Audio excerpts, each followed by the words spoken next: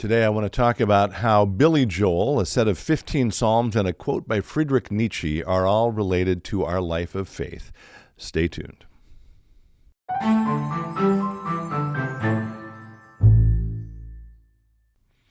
Hello, friends. Pastor Tim Westermeyer here, Senior Pastor of St. Philip the Deacon in the western suburbs of Minneapolis. Good to be with you as always. Today we're going to pick up a planned part 2 to an episode we did a couple weeks ago related to a special about Billy Joel. I had planned to do the second part of that last week, but as you may know, we spent our time and attention appropriately on the devastating tragedy at Annunciation Church and School in Minneapolis. We'll link to that episode if you didn't have a chance to see it. So we continue to keep our brothers and sisters there in our loving prayers, and I invite you to do the same. So I want to pick up, though, where we left it a couple of weeks ago with Billy Joel. And I don't know if you've seen that special, but the thing that I talked about in the first episode was that in watching all of his work and hearing about his story, he received a whole lot of negative criticism particularly from musical critics. And so we talked a little bit about that in that first episode, connecting it to a very famous speech by Teddy Roosevelt called "The Man in the Arena," talking about how it's the person in the arena that counts, not the critic. Again, if you want to listen to that episode, you can. We talked a little bit about how Flannery O'Connor and C.S. Lewis, who are both wonderful favorite authors of mine, responded to criticism. And we sort of left it there. And my intention in part 2, which I'm not going to talk about now, was to sort of focus our attention on, so what then? How do you go about doing your work in the face of criticism? The Man in the Arena is a great starting point. I'm also reminded by a quote attributed to Winston Churchill about this same theme. I don't know if he actually said it, but if he didn't, it's the kind of quote that belongs to him. He said, "You will never reach your destination if you stop and throw stones at every dog that barks." A similar sort of tenor or theme as the Man in the Arena speech, but a little quippier. Again, sort of focus on your work. Don't pay attention to the critics. And that was the other thing I took away from the Billy Joel special, honestly, was that he accomplished what he has accomplished in his long and successful life by focusing on his work, by focusing on his craft, by keeping his head down, paying attention to the next song, the next album, allowing himself to be creative, to write new songs, to work with new musicians, and not worry too much about the critics out there. And that dynamic of sort of focusing on your work got me thinking, and this is sort of where I want to turn to, how do we do that in our own life? Got me thinking of a beautiful book. I don't think I've talked about it before. It's by a very thoughtful, wonderful pastor and author, largely for pastors. He died a few years ago, named Eugene Peterson. This book is called "A Long Obedience in the Same Direction: Discipleship in an Instant Society." I mean, if nothing else, I would just commend this book to you as a way to go about the work of doing whatever you're called to do in the face of challenges and difficulties and dangers.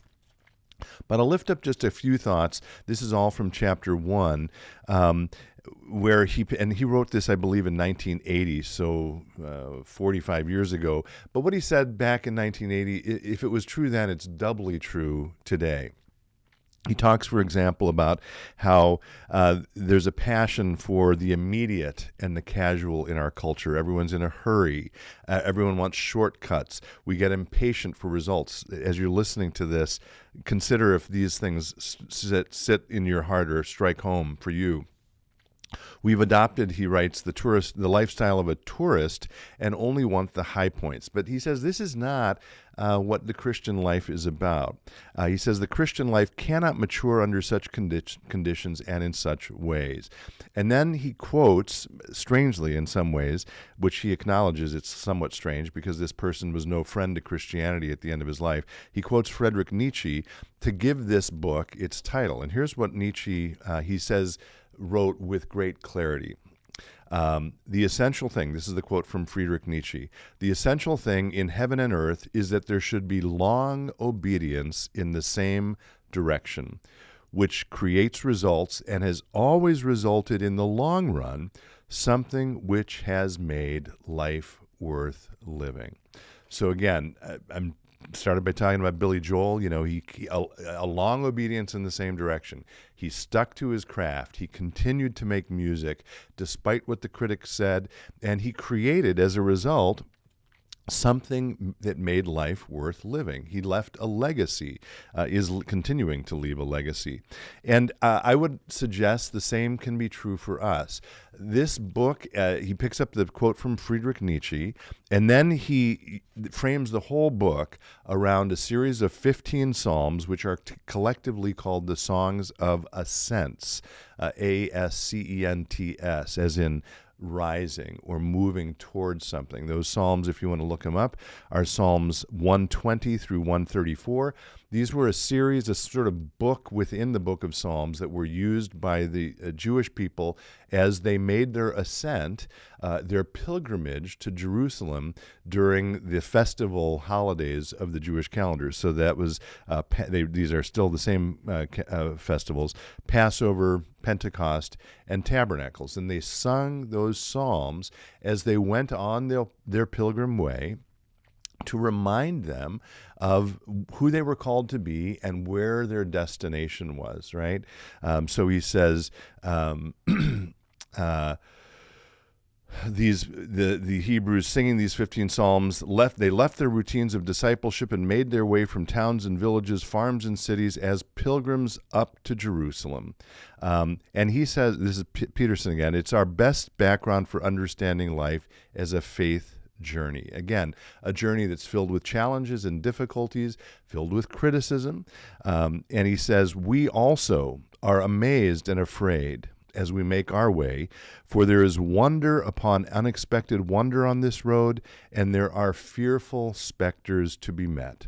Singing the 15 Psalms is a way both to express the amazing grace and to quiet the anxious fears. And he concludes this chapter with a quote from, where is it? Where did it go? William Faulkner, speaking specifically about the Psalms of Ascents. And I'll read the final paragraph here. This is, first of all, Eugene Peterson. And again, I'm commending this to you as a practical way that you can use these psalms as you walk through your pilgrim journey of life, right?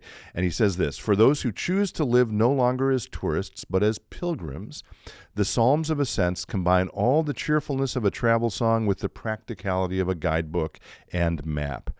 Their unpretentious brevity is excellently described by William Faulkner, who says this, they are not monuments, but footprints.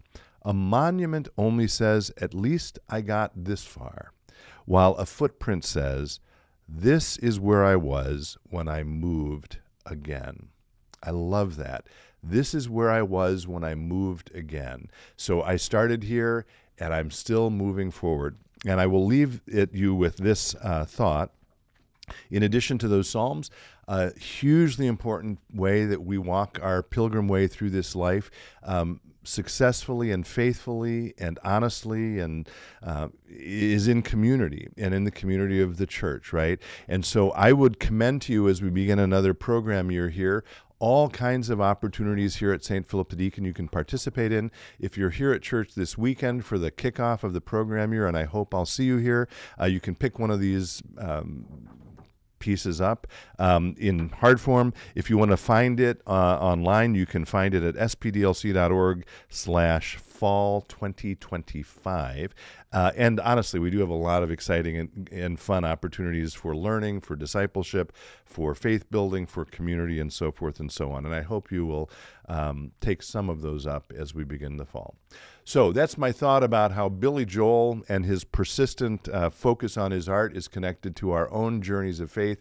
I hope it made some kind of sense. It did in my mind, and I hope I translated it effectively and well. And if I didn't, let me know, and I'll pick it up again another time. And until next time, as always, be well, stay in touch, and God bless.